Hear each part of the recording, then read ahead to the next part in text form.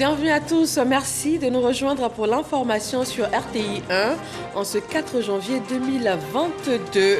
Le président de la République a signé aujourd'hui 4 décrets au titre du CESEC.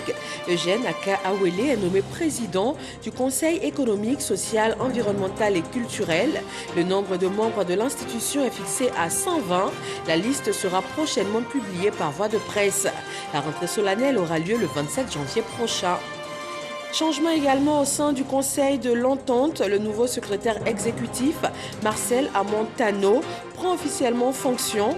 Le docteur Patrice Kwame, qui occupait le poste depuis janvier 2012, lui a passé le flambeau. Marcel Amontano s'engage à rehausser l'image du Conseil de l'Entente. Le parc national de Taï, le plus vaste massif forestier d'Afrique de l'Ouest, 5360 km² de forêt sous stricte protection. Nos reporters ont suivi les commandos forestiers qui ont cette charge à Soubré, à Taï et à Djurutu. Le reportage est à découvrir dans le dossier EcoPlus. Et puis ce chiffre qui devient un triste record mondial, les États-Unis confrontés à une inquiétante 5e vague de Covid-19 avec 1 080 211 cas rapportés en 24 heures après le long week-end du Nouvel An. Bonsoir à tous et nous démarrons ce soir au palais présidentiel d'Abidjan. C'est un communiqué que nous donne le secrétaire général de la présidence, Abdourahmane Cissé. Communiqué de la présidence de la République. Le président de la République, son Excellence M. Alassane Ouattara, a procédé ce mardi 4 janvier 2022 à la signature de 4 décrets au titre du Conseil économique, social, environnemental et culturel.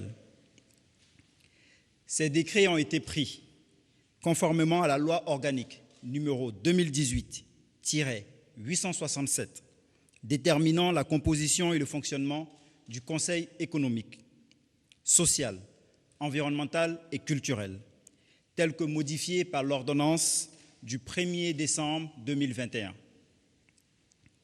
Ainsi, le premier décret met fin aux fonctions des membres du Conseil économique, social, environnemental et culturel.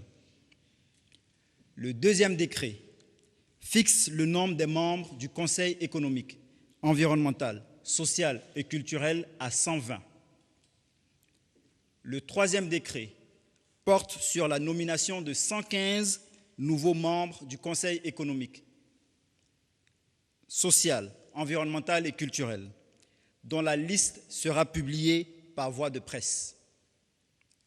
Enfin, le quatrième décret nomme M.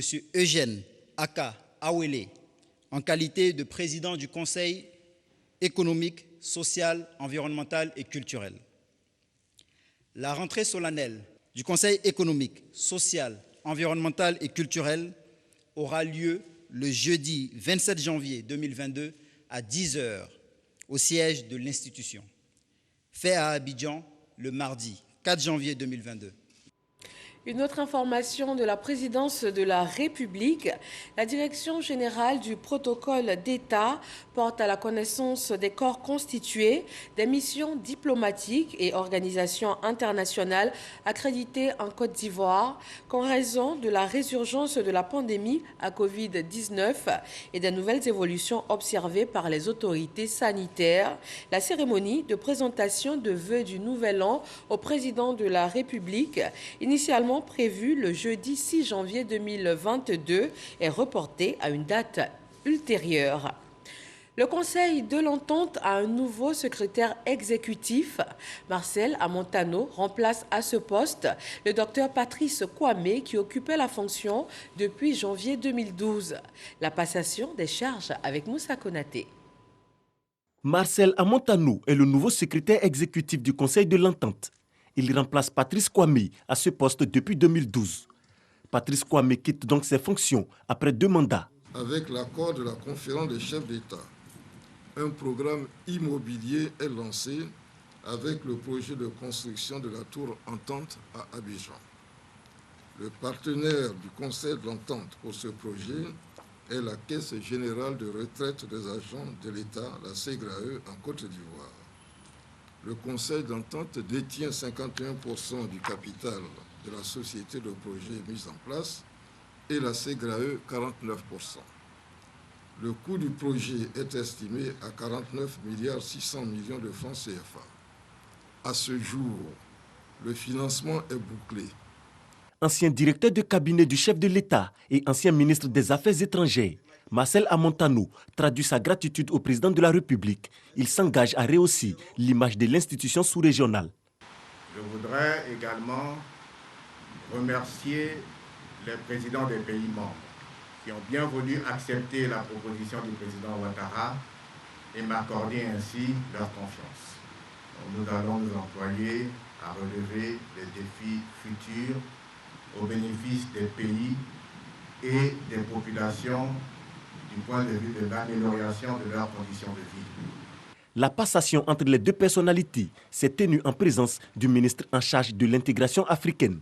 Alcide Djedje adresse ses félicitations au secrétaire exécutif sortant et ses encouragements au nouveau. Monsieur le ministre Marcel Amontano, nul doute que vous réussirez brillamment à assumer vos nouvelles et exaltantes responsabilités à la tête du Conseil de l'Entente. Au moment où vous prenez fonction, les attentes des chefs d'État et de gouvernement du Conseil de l'Entente pourraient, à mon sens, se résumer en 3 principaux points. 1. Trouver des solutions aux questions complexes de coordination et d'harmonisation des politiques régionales en relation avec la CEDEAO et l'UEMOA. 2. Poursuivre les projets structurants et intégrateurs à impact direct sur les populations, surtout les couches les plus fragiles. Et en 3e lieu, poursuivre les efforts en vue de l'instauration d'un climat de paix et de sécurité dans l'espace entente face à la menace des activités des groupes terroristes. Le Conseil de l'Entente a été créé en mai 1959. Sa mission, promouvoir l'intégration économique, politique et culturelle entre les États membres. Aussi, assurer la paix, la sécurité et la stabilité. On parle maintenant de l'emploi pour les jeunes. Plusieurs secteurs d'activité se retrouvent au village incubateur du projet d'Andokwa, un projet qui a démarré il y a 2 ans. Depuis, plus de 2000 jeunes et femmes de la commune de Yopougon en ont bénéficié, grâce notamment à un partenariat avec l'Agence française de développement, Théodore Zouzou et Jean-Marc Djadji. Par ce geste, Issoufou Koulibaly, représentant le maire de la commune, lance les travaux de construction du village incubateur dénommé Yop Créalab, une sorte d'espace où la créativité pourra s'exprimer. Ce village est né de la collaboration du conseil municipal avec plusieurs partenaires, dont l'Agence française de développement.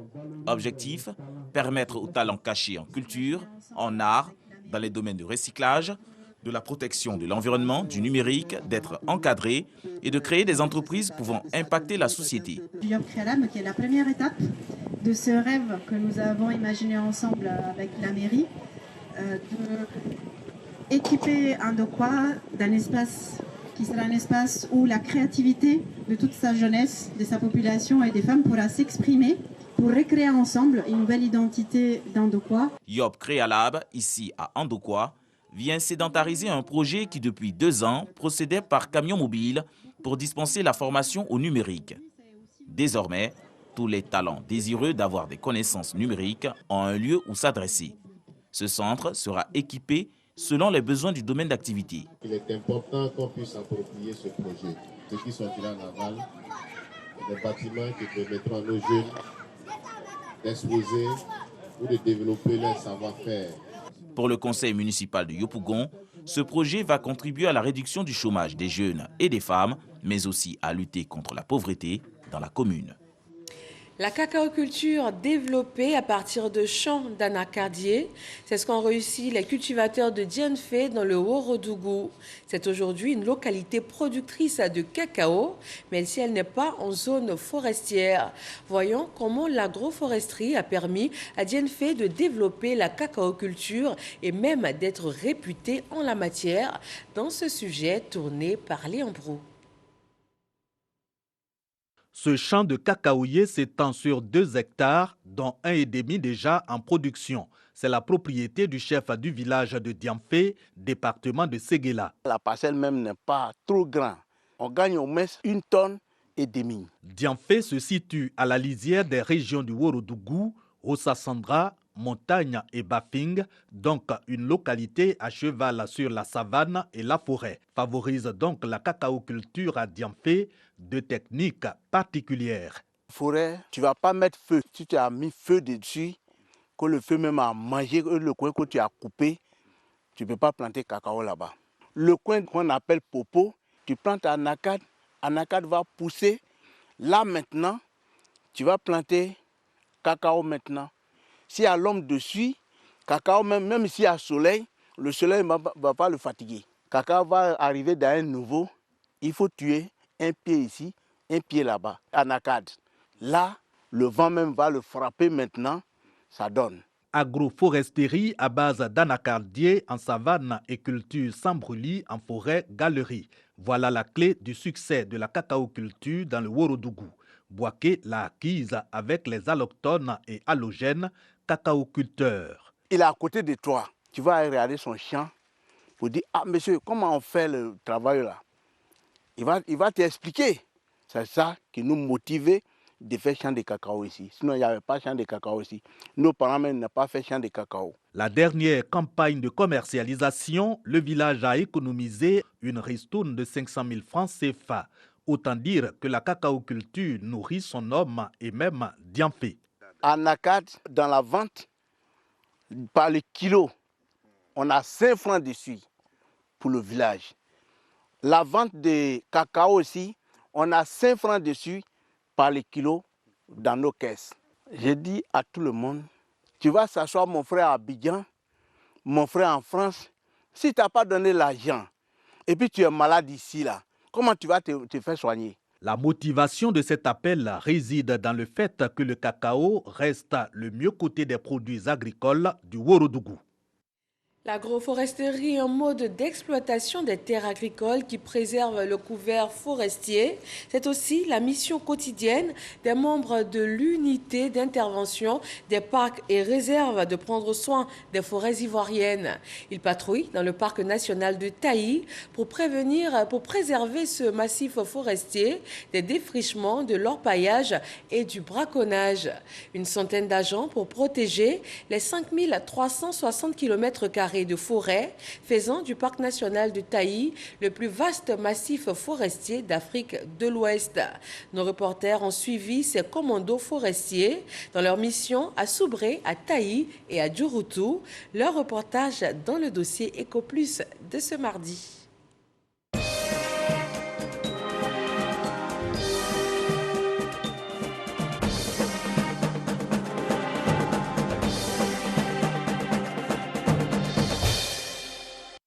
Une marque qui s'est faite il n'y a pas 2 jours, plus de 2 jours. Donc soit l'individu est dedans ou l'individu est sorti.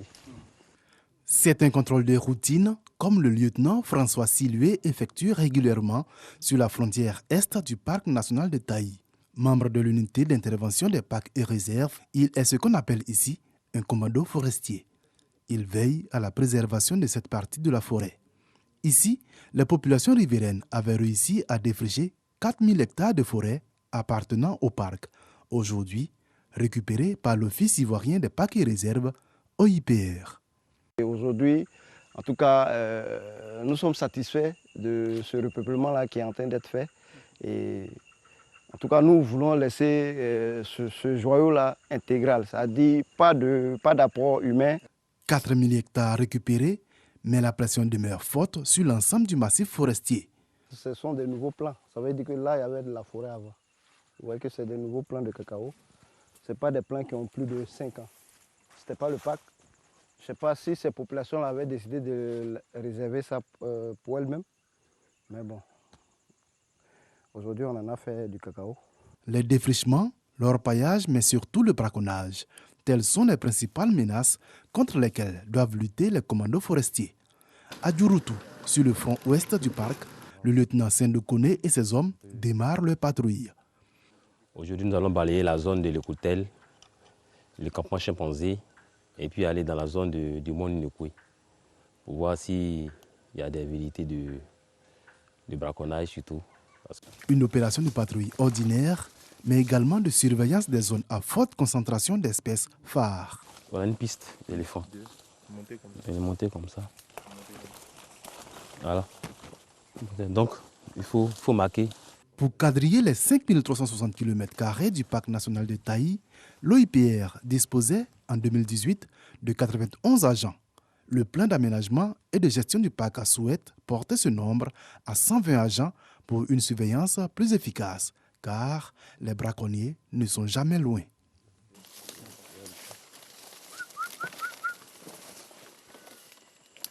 Il y a un signe qu'il a mis ici. Quand on a une piste comme ça, automatiquement on se met à la recherche pour voir s'il y a des indices là-dessus. Parce que quand il marche, il laisse des traces. Et on peut identifier si c'est des pas frais, c'est-à-dire que si c'est ce matin, hier ou bien après, avant-hier ou bien une semaine. Pour atteindre une couverture complète du parc national de Taï, il faut un effectif de 90 agents de surveillance disponibles en permanence. Cela correspond à un ratio de 1 agent pour 6000 hectares. Le lieutenant Sendo Kone et ses agents passent pour chacune de leurs patrouilles entre 5 et 10 jours dans la forêt, quasiment sans repos, affrontant de jour comme de nuit toutes sortes d'obstacles. C'est toujours comme ça. Bon, généralement, on est confronté à ces genres de difficultés. C'est pourquoi on a le matériel comme la machette pour pouvoir dégager. Souvent, on a des tronçonneuses dans les véhicules. Quand on tombe sur les chablis, automatiquement, on dégage la voie pour pouvoir continuer nos patrouilles. Donc, vous ne reculez devant rien pour mener votre mission. Non, non, non, non, non. Nous sommes formés pour ça. Voilà, nous sommes formés pour ça, c'est notre travail, donc on fait le boulot. Formés pour préserver à tout prix les richesses que le parc national de Taï garde dans ses forêts, mais également dans ses eaux. Car les autres menaces que connaît le parc sont la pêche illicite et les mauvaises pratiques de pêche que surveillent également les commandos forestiers. Depuis la zone de Soubré jusqu'ici, donc les poissons ont le temps de bien se développer dans le parc et ça fait que ça attire plein les pêcheurs. Voilà, donc les pêcheurs peuvent prendre le cours d'eau hors même du parc et puis entrer jusqu'en profondeur pour pouvoir mener les activités de pêche. Pour ces agents, aucun sacrifice n'est de trop pour assurer leur mission.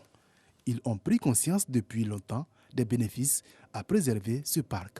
Nos arrière-parents l'ont conservé ici à cet état pour nous. Nous aussi, nous le faisons avec joie et avec amour et plaisir surtout de pouvoir le conserver pour les générations futures. Donc avec toute notre force, nous le conserverons tant que nous pourrons.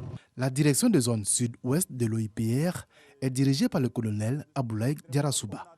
Le salut aux couleurs reste un des moments importants pour faire passer certaines consignes aux agents. Mais ne restez pas dans une position statique pour fouiller une grande zone. Voilà. Inscrit comme bien du patrimoine mondial depuis 1982, le parc national de Taï a réussi à conserver la quasi-totalité de sa superficie. Une fierté pour le directeur de zone. Toutes les espèces décrites à l'intérieur du parc national de Taï, au moment de son classement en 1926 comme aires protégées, sont encore dans le parc. Aujourd'hui, ce sont 184 000 chefs d'exploitation agricole qui bénéficient des revenus grâce à la régulation du climat local fournie par les forêts du parc.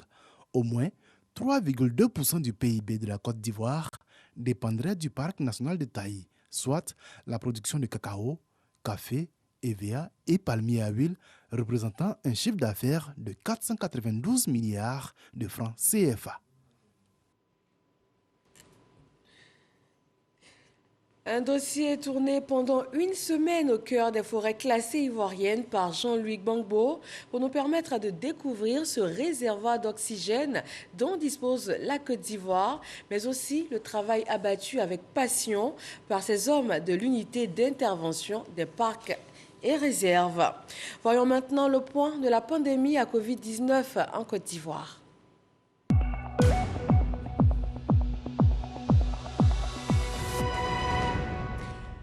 Le pays compte aujourd'hui 1009 nouveaux cas de Covid-19, 416 personnes déclarées guéries et 2 décès. À la date du 4 janvier, 73 786 cas ont été confirmés en Côte d'Ivoire, dont 63 365 personnes déclarées guéries, 723 décès et 9 698 cas encore actifs.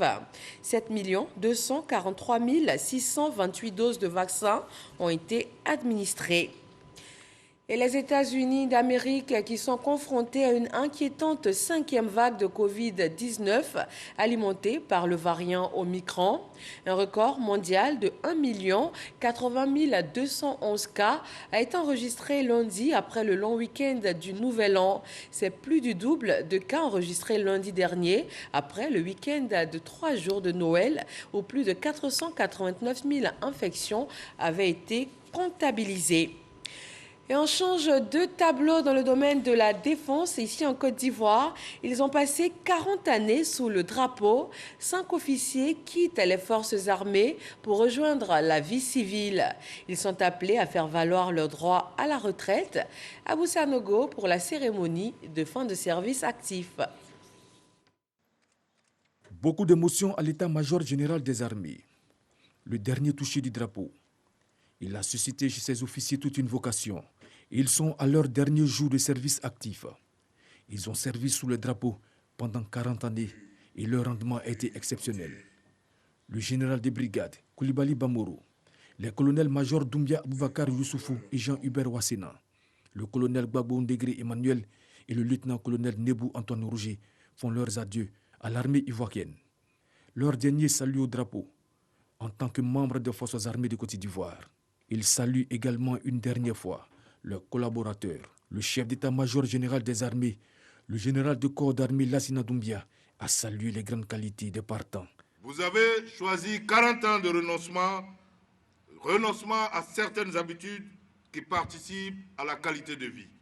Des habitudes aussi banales que celle de résider avec les vôtres en tout temps. De planifier des temps de loisirs ou d'évasion en famille et entre amis. Et même quelquefois, des choses aussi simples qu'exprimer vos émotions en public.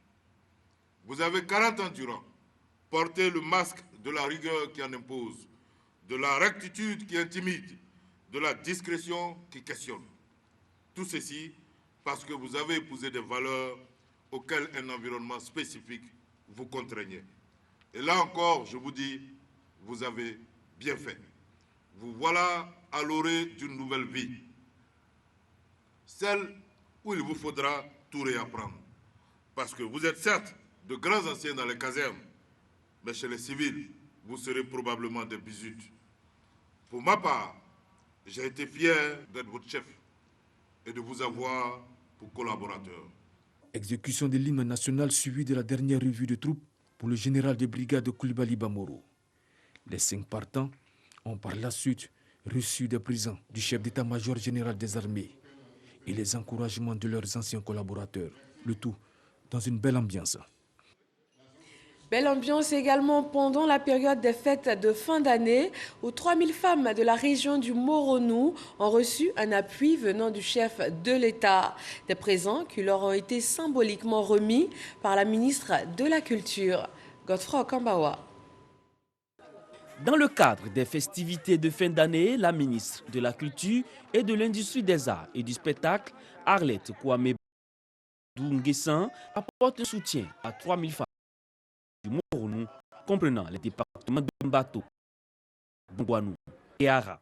C'est la première fois que je vois ça. Donc ça me va droit au cœur. Que Dieu la bénisse. Que la Côte reste dans la paix. Que Dieu bénisse le président Alassane. Je dis merci au président de la République d'avoir pensé à nous, ces sœurs, femmes dynamiques du Moronou, pour que l'année prochaine, ça dépasse ça.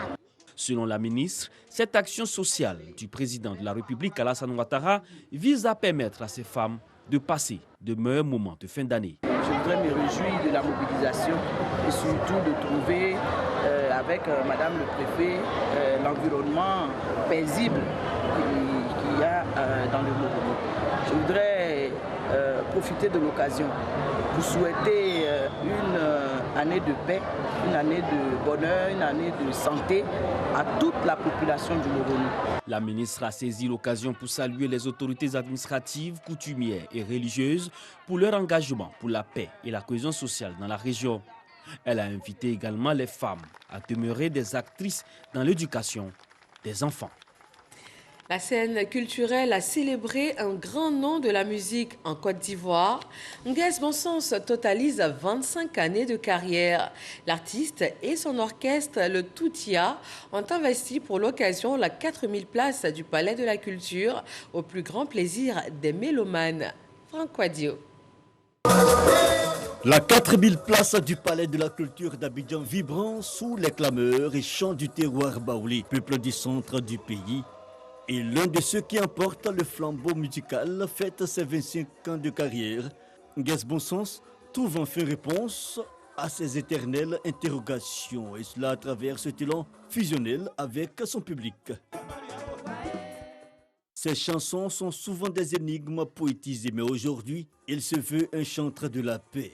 Premier pas posé, l'invitation de plusieurs de ses pairs artistes venus le soutenir.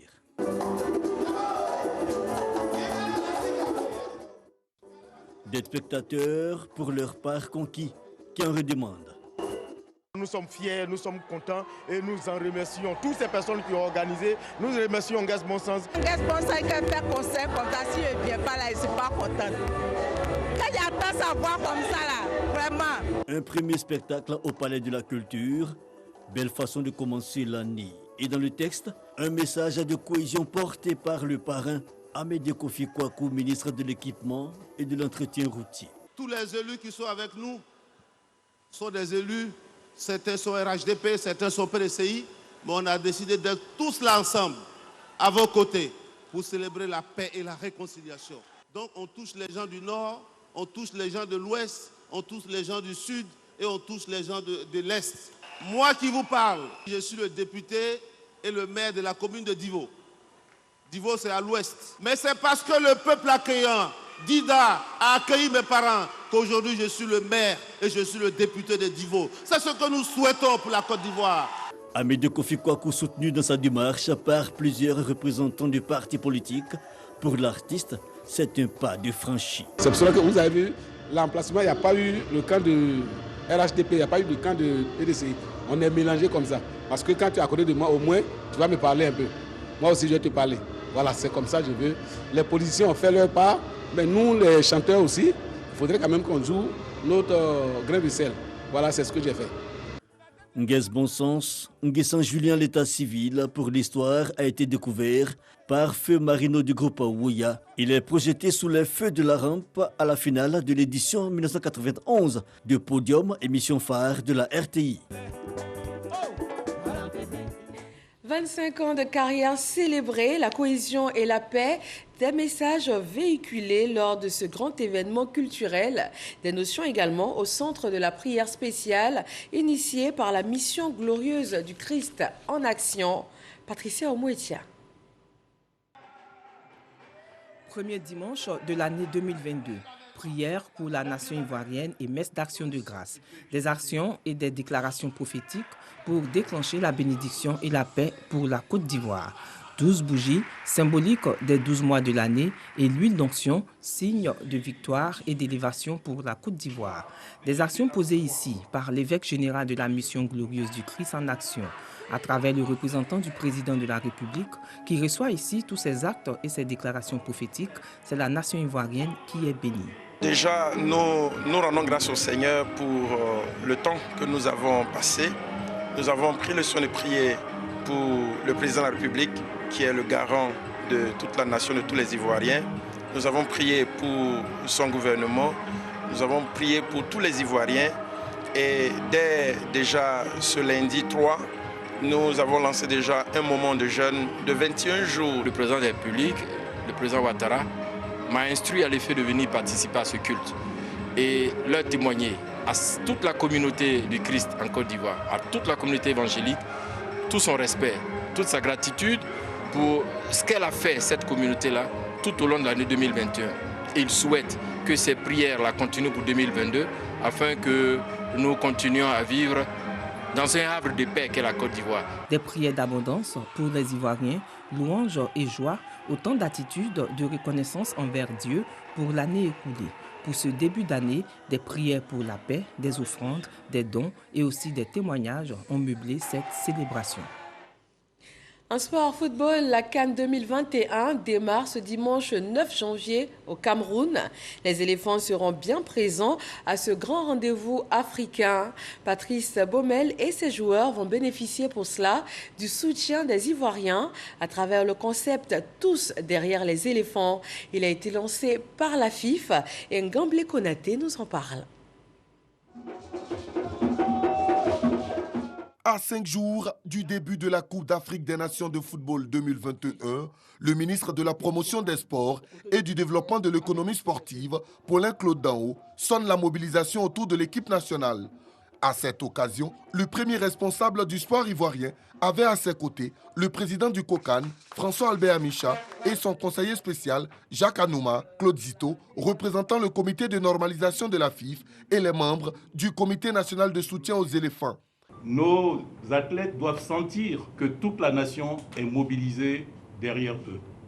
Et c'est pour cela qu'au nom du comité d'organisation de la CAN 2023, qui sera dans la délégation officielle conduite par le ministre en charge des sports, le ministre Paulin Claude Danho, il faut qu'après 1992, après 2015, 2021, voilà la troisième étoile des éléphants de Côte d'Ivoire. Le moment est venu de faire revivre la devise nationale. C'est le leadership du président. C'est dans l'union que nous devons avancer. La FIF, aux côtés du COCAN, aux côtés du ministère, avec le CNSE, ensemble, pour booster nos éléphants. Et ce que nous attendons de nos compatriotes, mettons-nous ensemble. Un peu plus tôt, Danho Paulin et François-Albert Amicha ont échangé sur l'état d'avancement des travaux de la CAN 2023 consignés dans ce document. Des retrouvailles qui augurent des lendemains meilleurs pour la CAN 2023 en Côte d'Ivoire. Et c'est la fin de ce 20h. Il a été réalisé par Baker, à qui toute l'équipe souhaite ce soir un joyeux anniversaire. Merci à tous de nous avoir suivis. Très bonne fin de soirée sur RTI 1.